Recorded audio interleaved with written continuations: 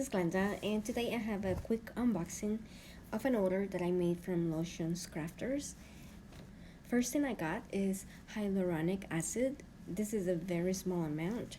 However, I've heard that you only need a small amounts when you're making something, and since I'm probably just going to be experimenting with it, I figure this tiny amount will be enough.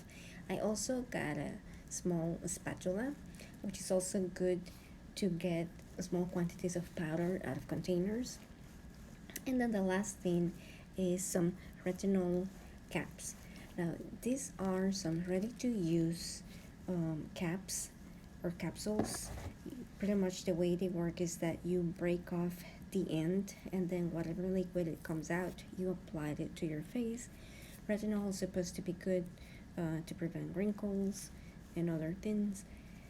And this was kind of pricey, but I plan to share it with my sisters and my mom and keep some for myself. So in the end, it was cheaper than buying the 30 count bottle. Anyway, this is it. Thank you for watching, and I'll see you next time. Bye.